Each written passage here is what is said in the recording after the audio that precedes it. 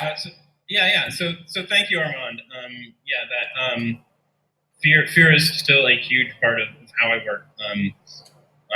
The last play that I've been working on, just as an example, I had 3 days to finish it. I had about a third of a draft, and I gave myself 3 days to finish it for submission. And the entire play was, it is about depression, which is something that I've struggled with, and I really don't like to talk about things about myself, but I really had to work with that. So, yeah, fear's a great motivator for me still. Great. Okay. So Aime Musso is asking if you can talk a little bit about the Merge program. Merge was this idea I had when I was working at Penn. I saw kind of two constituencies. I worked as the student event coordinator and also as a technician. And I saw our professional artists that came in, especially local artists that were super talented, and I saw our student artists that came in that were super talented. And there was no effort within the organization to merge them together. Yeah, very clever title. I like being clever. So I went to my boss and I kind of kept pitching this idea, and there was one free night on the calendar that came up because a performance had to drop out, and I said, I'm doing something here, and then I started calling people after I got the date. And I was really fortunate the first year, but it was the second year that I was really able to do something special because the groups actually had to work together. The first year they worked side by side and saw each other, but they weren't able to work together because we didn't have enough time. So it was a 24-hour theater model where we had writers go out and write. They came back and handed a script off immediately that evening to a performance group, rehearse through the night, do revisions during the day, and present in that evening, all in 24 hours from conception to actualization, which I think, if you're interested in theater at all, it's a great way to just stop or to kind of embrace the fear of like, can I do this? Because it doesn't matter because it's over in a day and everybody's exhausted and loopy and it's a fun thing to do. So like get 4 people together and just try it out. You're only shooting for like a 10-minute play. It's great.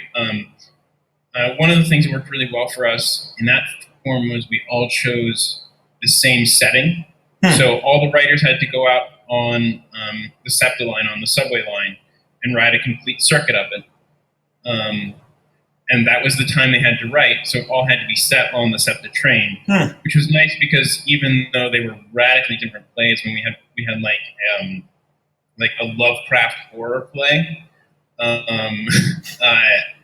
and we had this beauty pageant that happened on the train. It was the South Philly beauty pageant. It was just really wonderful and weird.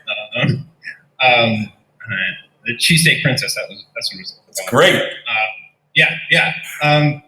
And so but having that central location at least grounded the audience in knowing what to expect, and then also technically allowed us to say like, this is the defined space and everyone has to work within that. So directors weren't revising the stage and increasing set changes, which sounds petty, but it really helped create a flow to an evening. It was lovely. I don't think it carried on after I left, but it was just so much fun. And what was really cool about it was the number of professionals that came up to me and said, I want to work with her. She's a great stage manager.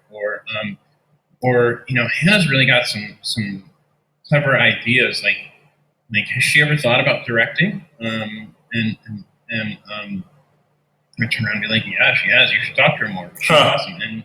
And now Hannah's working in Philly in the community. The stage manager is, I think she's out at Steppenwolf. I can't remember. Rebecca's phenomenal. And I think that, again, theater artists are just really super in touch, especially young theater artists, really want to meet other people that are passionate about them.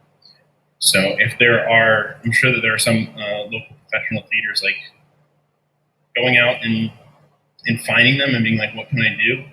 We'll get you work. Maybe not paid, but we'll get you in the door. That's great. So that was Murray, yeah. Thank you.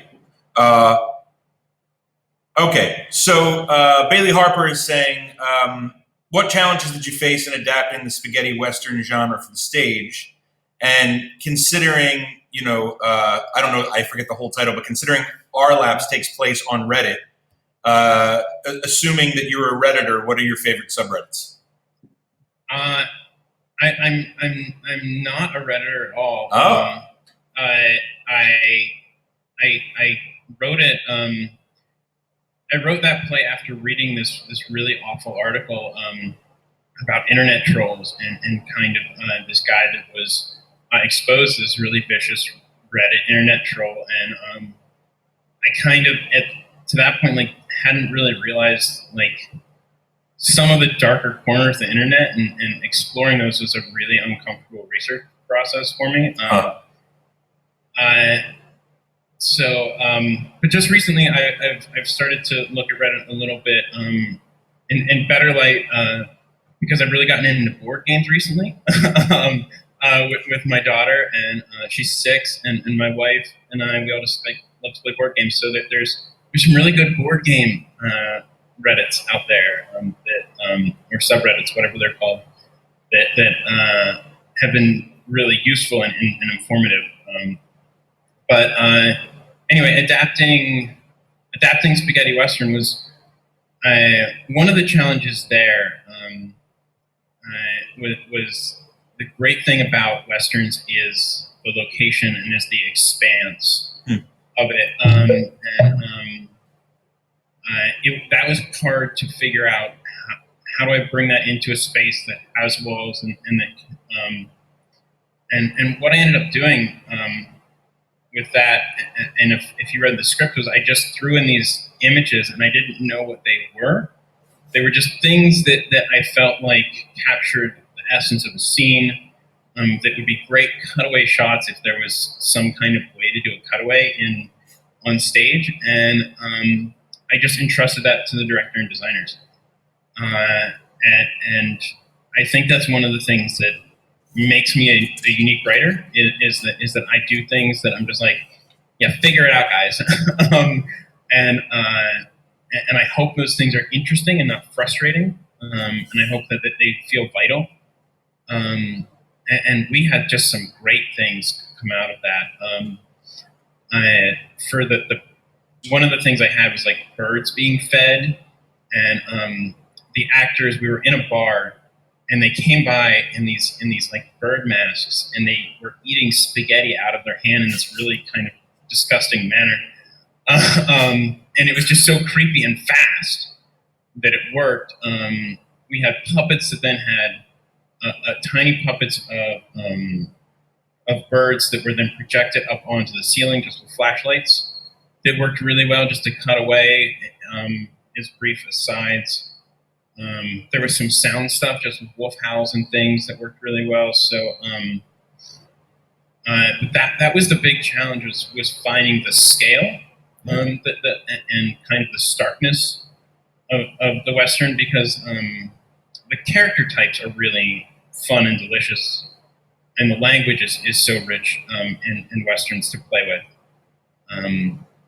But it was definitely, there's not a lot of Western theater that I know of, at least, for a reason. It's true. I mean, I've never really. Well, I mean, I guess Sam Shepard lives in that world a lot, but he does, but not out on the plains usually. I mean, right, yeah, and it's not that spaghetti Western. Yeah, play. You don't see many plays about travel, which Westerns always do. They're always moving somewhere, and yeah.